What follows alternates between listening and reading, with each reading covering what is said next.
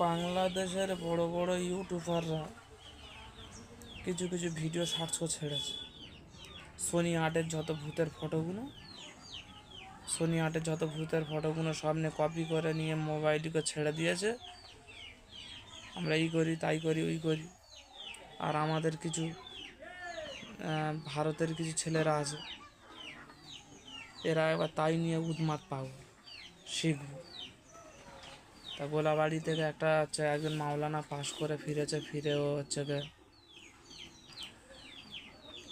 মাওলানা পাশ করে সবে বাড়িতে ফিরেছে, ফিরে সেই বইয়ের ব্যাখ্যাগুলো বার করেছে, যে হুজুর দেখে দিয়েছে, হুজুরের বইয়ের ব্যাখ্যাগুলো বার করেছে, করে সেইভাবে নিয়ে জেন হাসিল করছিল রাত 12:30টায়। জেল হাসিল করতে করতে 41 দিনের দিন হাজির হয়েছে ঠিকই কথা, কিন্তু হয়ে কাজের কাজ কিছু করতে পারেনি, অথচ সে ছেলে পাগল হয়ে গেছে। তা ও যে পাগল হয়ে গেল বা ওর যে ক্ষতিটা হলো, এটা কি বাংলাদেশের কি ইউটিউবাররা কি দায়টা নেবে? কেউ দায় নেবে না। এই জন্য আমার কাছে অনেকে বলে ভাইজান শিখবো। ভাই শেখার অনেক মর্যাদা আছে, শেখার অনেক মানে আছে। শুধু শিখলে হয় না, যে কোনো জিনিস তার বুঝতে হবে। আপনারা টাইম দিতে পারবে না, খালি শিখবো শিখবো করে পাগল ইউটিউবে দোয়া দেবো দরুদ দেবো, আপনারা সেইগুলো শিখে হাসিল করতে যাবেন। আর একটা ক্ষতি খারাপই হলে তখন বলবে কি আগের ভাই দিয়েছে, করতে গিয়ে ক্ষতি খারাপিটা হয়েছে।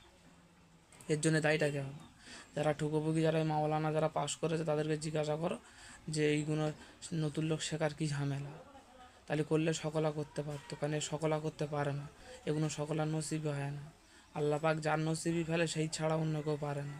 আর কেউ যদি জোরের ওপরেতে যদি হিমাগতি দেখিয়ে যদি করে, তার খবর বিরাট, তার খুব খবর আছে। এমন খবর আছে তার বংশ নির্বংশ করে ছেড়ে দিয়েছে, শয়তানের পাল্লায় পড়েছে, যে সে বুঝেছে কি জানে।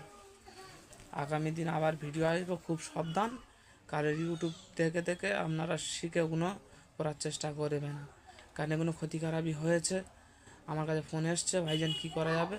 আর যে ইউটিউবে যে নাম্বার দিয়েছে তার কাছে গিয়ে করতে বলো। পরে কেন তারা বলে দিচ্ছে মুখি আর অমনি করছে, তার মানে এগুলো পরের যুক্তি শুনে এগুলো করা ঠিক নয়। বারবার সতর্ক করে দিচ্ছে, আপনারা সতর্ক হন, এগুলো নিজে হাতে করতে যাবেন না। আমাদের যোগাযোগ নাম্বারে যোগাযোগ করবেন 24 ঘন্টা।